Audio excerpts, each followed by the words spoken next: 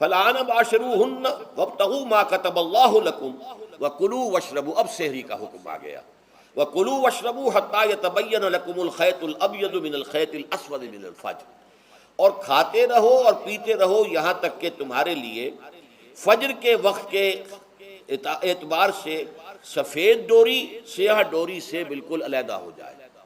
اصل میں اس کو بعض صحابہ نے تو سمجھا کہ یہ لغوی معنی اس کے لیے کہ آپ اپنے تکیے میں ایک سفید دھاگا رکھ لیا اور ایک کالا رکھ لیا،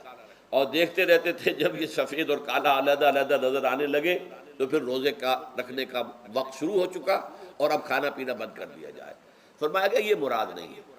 یہ جب پاؤں پھٹتی ہے تو اس کے اندر ایک سفید سی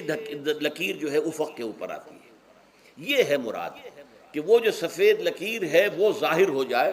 اور وہ رات کے اختتام کا گویا کہ ایک اعلان اور علم بن جائے۔ تو وَكُلُوا وَاشْرَبُوا، اب اس کی جو ہے بڑی تاکید کی گئی، تسحروا فإن فی السحور برکۃ، سحری ضرور کیا کرو،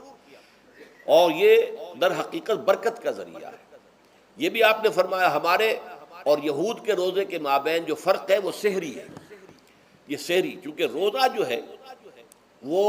فجر سے لے کر غروب آفتاب تک ہے، طلوع آفتاب سے نہیں، فجر سے،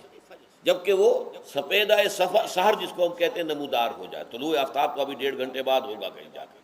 لیکن اس وقت جو ہے روزہ شروع، غروب آفتاب پر ختم۔ اس حوالے سے اس سے پہلے کھانا پینا، اور اس میں بھی فرمایا گیا کہ بعض لوگ بہت زیادہ احتیاط کرتے ہیں، وہ صحیح نہیں ہے، اس لیے کہ فجر کے لیے اذان جب دیتے تھے تو اس میں بعض حضرات ذرا جلدی کرتے تھے۔ حضور نے فرمایا کہ نہیں، دیکھو یہ ذرا جلدی کر دیتے ہیں، اگر تم میں سے کسی کے ہاتھ میں پیالہ ہے، ابھی وہ کچھ کھا رہا ہے، اذان ہو گئی ہے، تو وہ اپنا پیالہ پورا کر لے۔ اس میں بھی تشدد کی ضرورت نہیں، جیسے کہ اس سے پہلے ہم پڑھ چکے یسروا ولا تعسروا، یرید اللہ بکم الیسر ولا یرید بکم العسر، اللہ تمہارے ساتھ آسانی چاہتا ہے، سختی نہیں چاہتا۔ تو اسی طرح فرمایا وَكُلُوا وَاشْرَبُوا حَتَّى يَتَبَيَّنَ لَكُمُ الْخَيْطُ الْأَبْيَضُ مِنَ الْخَيْطِ الْأَسْوَدِ مِنَ الْفَجْرِ ثُمَّ أَتِمُّوا الصِّيَامَ إِلَى اللَّيْلِ، پھر اب روزے کو پورا کرو رات تک۔ إِلَى اللَّيْلِ میں پھر بڑی بحثیں ہوئی ہیں۔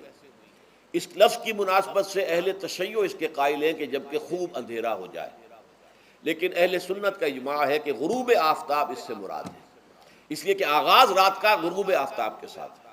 اور اس میں بھی احادیث کے اندر آیا ہے کہ تعجیل کرنی چاہیے۔ بعض لوگ وہی جو میں نے عرض کیا کہ تقویٰ کے تحت جو ہے، جیسے کہ سفر میں بھی روزے رکھتے ہیں، یا 104 بخار کے درجے میں بھی وہ روزہ قضا کرنے کو تیار نہیں ہوتے، ایسے ہی وہ تاخیر کرتے ہیں اپنے تقوی کے حساب سے، کہیں ایسا نہ ہو، کوئی غلطی نہ ہو جائے، کہیں یہ نہ ہو جائے، کہیں وہ نہ ہو جائے، تو پھر اس کے اندر وہ افطار میں، تو آپ نے فرمایا کہ قوم جو ہے اسی وقت صحیح رہے گی جبکہ وہ افطار میں عجلت سے کام لے، یعنی سحری کے اندر بہت زیادہ جلدی کرنے کی ضرورت نہیں، اگر اذان ہو رہی ہے اس کے دوران بھی اگر کچھ کھا پی رہے ہو تو کھا پی لو، مکمل کر لو۔ اسی طریقے سے افطار کے اندر جو ہے وہ تاخیر کرنے کی ضرورت نہیں، سورج کے غروب کے ساتھ افطار کر لو۔ وَلَا تُبَاشِرُوهُنَّ وَأَنْتُمْ عَاكِفُونَ فِي الْمَسَاجِدِ، ہاں اپنی بیویوں سے تم مباشرت نہ کرو، تعلق زن و شوق قائم نہ کرو جبکہ تم مسجدوں کے اندر معتکف ہو۔ یہ اعتکاف کا ذکر ہو گیا۔ رمضان کے آخری عشرے میں یہ اعتکاف جو مسنون ہے کہ 21ویں شب سے شروع ہو جائے گا، یعنی 20واں روزہ ختم ہوا اس کے ساتھ یہ اعتکاف شروع ہو گیا، اور پھر اعتکاف مسنون جو ہے وہ جب تک کہ چاند نظر نہ آ جائے شوال کا، عید کا، اس وقت تک یہ اعتکاف جاری رہے گا۔ یہ ہے مسنون اعتکاف۔ اس کی کیا حکمت ہے وہ میں بعد میں عرض کروں گا۔ تو یہ حکمت جو ہے اس کے حوالے سے گفتگو بعد میں ہو جائے گی، لیکن یہاں یہ بتا دیا گیا کہ یہ جو رمضان کی 20 راتوں میں اجازت دی گئی ہے اپنی بیویوں کے ساتھ ہم بستری کی، وہ اس معتکف کے لیے نہیں ہے جو مسجد میں معتکف ہے۔ تو ہاں اس کی اہلیہ آ سکتی ہے وہاں ملاقات کے لیے، کسی مشورہ کوئی کرنا ہے بہت ضروری ہے، آ جائے، ملاقات ہو سکتی ہے، لیکن یہ کہ مباشرت نہیں ہو سکتی، وہ حرام ہے۔ فرمایا وَلَا تُبَاشِرُوهُنَّ وَأَنْتُمْ عَاكِفُونَ فِي الْمَسَاجِدِ تِلْكَ حُدُودُ اللَّهِ، یہ اللہ کی حدود ہیں، شریعت اسلامی کی یہ حدود ہیں، فَلَا تَقْرَبُوهَا، تو ان کے قریب تک مت جاؤ۔ قرآن مجید میں اس اعتبار سے دو انداز تعبیر ہیں کہ اللہ کی حدود ہے فَلَا تَعْتَدُوهَا، یہ اللہ کی حدود ہے، ان سے تجاوز نہ کرو، اس حد کو پھلانگ نہ جاؤ، اس حد سے آگے نہ گزر جاؤ۔ یہاں ہے تقربوہا، اللہ تعالیٰ کی حدود کے قریب تک نہ جاؤ۔ اس کی وجہ ایک حدیث میں بیان کر دی گئی ہے کہ جیسے ہر بادشاہ کی ایک چراگاہ ہوتی ہے، وہ صرف شاہی جو بھی ہیں جانور ہیں ان کے، یا گھوڑے ہیں یا کوئی اور ہیں، ان کے چرنے کے لیے ہے، وہاں پہ کوئی رعایت کا کوئی آدمی اپنی بھیڑ بکریاں وغیرہ نہیں لے جا سکتا۔ وہ حما کہلاتا تھا کہ یہ شاہ کے لیے مخصوص ہے، لکل ملک حمن وحم اللہ محارمہ، اللہ بھی بادشاہ ہے آزاد کائنات کا، ارض و سما کا، اس نے بھی جن چیزوں کو حرام کر دیا ہے وہ حما ہے،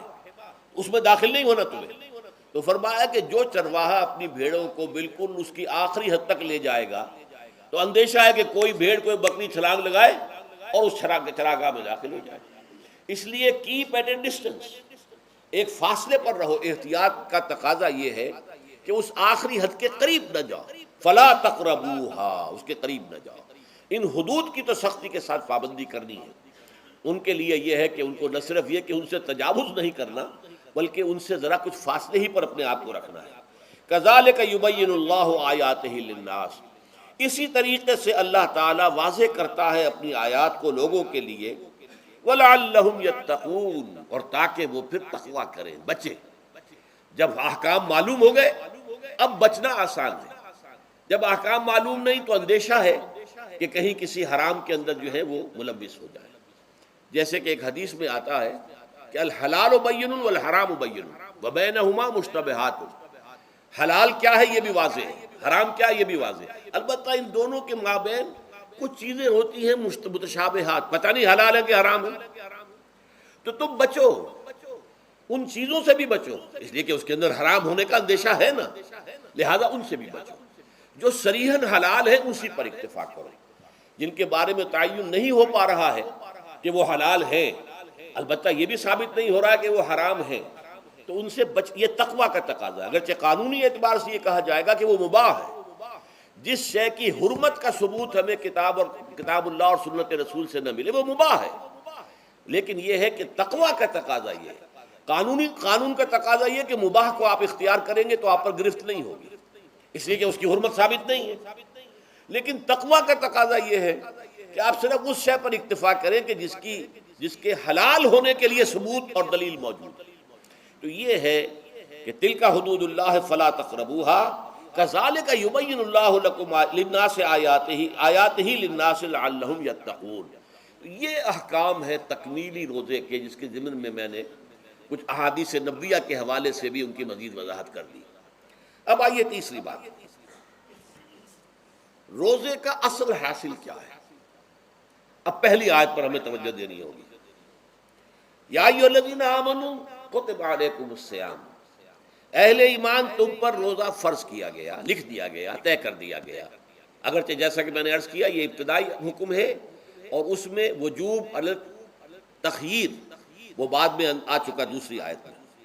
کما کتب علی الذین من قبلکم، جیسے کہ یہ فرض کیا گیا تھا ان پر جو تم سے پہلے تھے، یعنی یہود اور نصارہ، ان پر بھی یہ روزہ جو ہے یہ فرض تھا۔ البتہ احکام مختلف ہو گئے،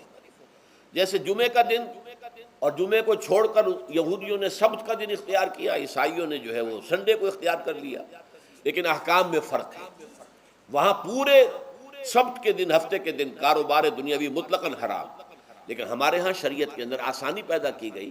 کہ صرف جمعے کی اذان سے لے کر نماز ادا ہو جانے تک وہ حرام ہے، لیکن باقی یہ ہے کہ اس سے پہلے بھی اگر کرو اور بعد میں جب فَإِذَا قُضِيَتِ الصَّلَاةُ فَانتَشِرُوا فِي الْأَرْضِ وَابْتَغُوا مِن فَضْلِ اللَّهِ، جب نماز ادا ہو چکے تو جاؤ، منتشر ہو سکتے ہو زمین میں اور اللہ تعالیٰ کے فضل کو تلاش کر سکتے ہو۔ تو اسی طریقے سے اگرچہ حکم روزہ جو ہے وہ تو سابقہ امتوں میں بھی تھا، لیکن یہ اس کے احکام جو ہیں ان کے اندر تغیر و تبدل ہے۔ کتب علیکم الصیام کما کتب علی الذین من قبلکم لعلکم تتقون،